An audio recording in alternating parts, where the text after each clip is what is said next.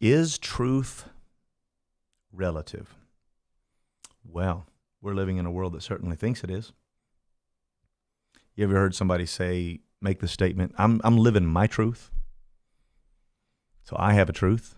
You have a truth. You have a truth. You have a truth. We all have a truth. Well, what if your truth is that you live on the moon and it's made out of green cheese, and what that eventually leads to, that kind of morphing, shifting dynamic, it's moral relativism. It's the idea that things are movable and things are interchangeable, and it ultimately leads to men who don't know if they're men, women who don't know if they're women. I saw an interview one time where a man went around to several students at a university and said, "If I told you I was a woman, would you have a problem with that?" They said, "No, you be what you want to be. That's you. You're doing you, and I'll do me. That's fine with me."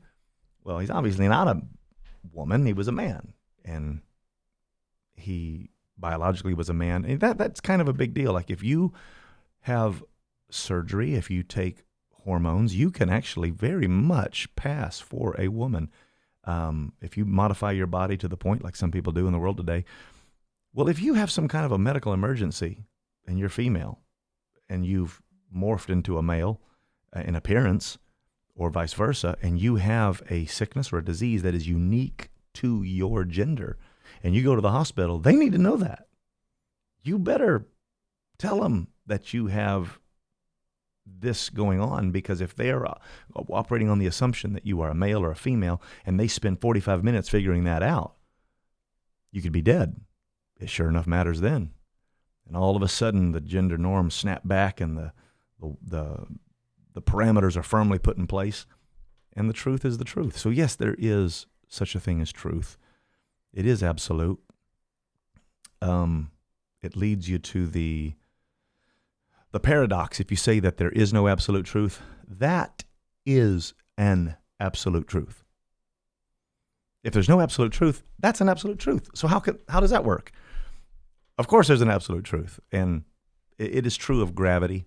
It's true of the magnetic forces. It's true of the nuclear forces that hold the world together, all the physical laws that the world operates on, the things that airplanes fly by, and we can calculate the gravity of the moon. We can calculate the atmosphere of the moon and of Mars. We know what to expect when we get there, is because the laws of the gases and the gravitational constants of those planets based on their mass, all of those things are built on laws that are measurable and can be anticipated and prepared for. But all of a sudden, when it becomes religious or scriptural or spiritual, all of a sudden there's no more rules.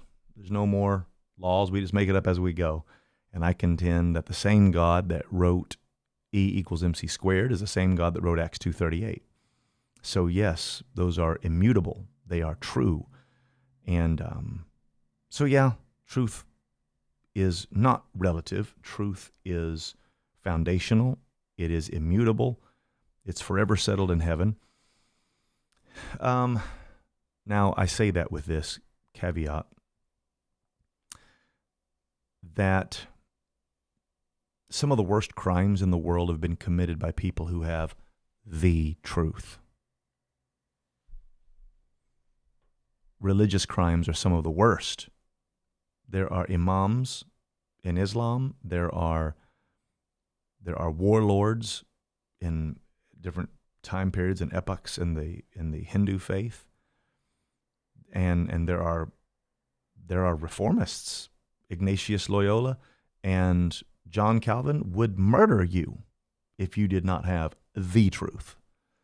So if they caught you, if the Catholic Church in those days, in the early days, caught you with a Bible in your possession, they'd kill you, because you couldn't be trusted to handle the sacred things of God. You might pervert it. You might deceive the people. It was too deep for you. We're going to speak to you in Latin, and you just trust us, and we'll take care of everything for you.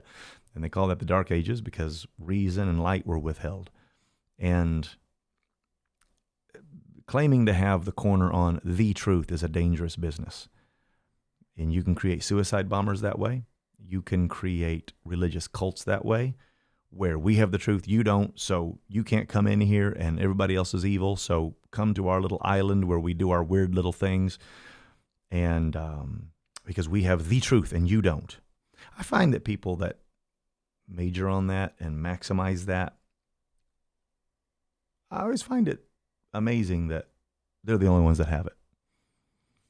And what's funny about that is there's a million of you little guys out there. All the little guys that claim to have the truth and have this little group of people in their church, and everybody else is going to hell. Nobody's holy enough for them. It's like one time I was talking to Bishop Godare, and he said, "You know, Brother Urshan, you heard about the man and his wife that they were holier than everybody." She looked at her husband. She said, "Baby, we're holier than everybody, aren't we?" And he said, Yep, we are. We got the truth, and we're the holiest." She said, "There's nobody as holy as us, is there?"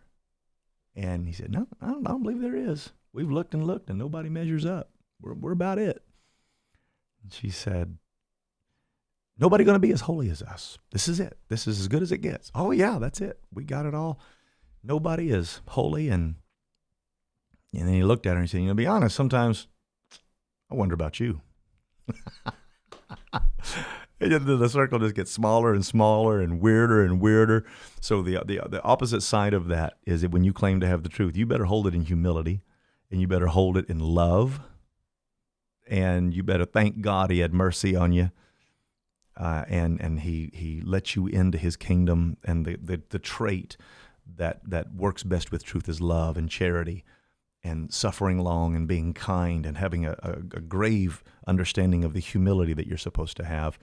And you don't understand everything. I don't understand everything. Jesus has all truth. And when we see him, we will know things that we don't know now. So hold the truth very cautiously. Rejoice over new truth that you get. And every precious revelation God gives you, thank God for it, and humbly carry the rest of it, because he didn't have to save you, but he did. So that's a long way of saying truth is not relative. It is immutable. It is true. It is foundational. It's forever settled in heaven.